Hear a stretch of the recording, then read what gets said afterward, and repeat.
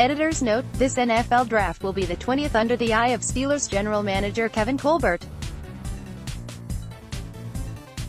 His two-decade tenure has produced 2 Super Bowls and a consistent playoff contender.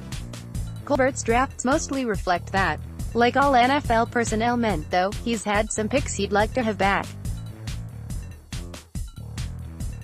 In conjunction with the Trib's coverage leading up to the April 25th start of the draft, we'll look back at Colbert's 3 best, and 3 worst, picks in each round over the years.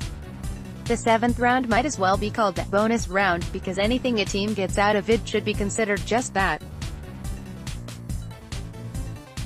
Look at the Steelers' track record in drafts since 2000. Despite being one of the NFL's best drafting teams in that time, they have produced no more than 4 players with even marginal starting experience among 24 7th-round picks in that time. One of those 4, though, become one of the franchise's most recognizable players. Another, a hometown kid who became a longtime NFL starter. The nature of 7th-round picks suggests a bust is impossible. But that doesn't mean Colbert. Here's a look at 3 of the good and bad over the past 2 decades for the Steelers during the draft's final round. 3 best 7th-round picks. 1. Brett Keisel, the 2002 242nd overall. Keisel and his beard became a local icon. He became a 2-time Super Bowl champion, an 8-year starter who played 156 games over a 13-season career. The final one of the Steelers' 8 picks that year, Keisel had the longest and arguably most productive career of any of his more heralded 2002 draft mates.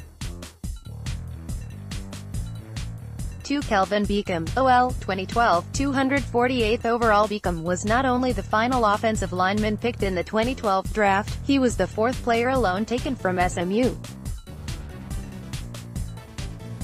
During the 7th round alone, the Steelers bypassed him 3 times. Until they took Beacom with their 4th 7th-round pick. All he's done since is become a longtime NFL starting tackle. 3. A.Q. Shipley, OL, 2009 226th overall. An alumnus of Moon and Penn State, Shipley never appeared in a regular season game for the Steelers. But he did spend all of his rookie season on their practice squad. It wasn't until 2012 that Shipley established himself, but when healthy he has been a starting caliber interior offensive lineman ever since. 3 worst 7th-round picks. 1. Jed Holliman, S. 2015 239th overall. Coming off a season in which their secondary severely lacked ball skills. Sound familiar? The Steelers were desperate for any playmaker they could find for the defensive backfield.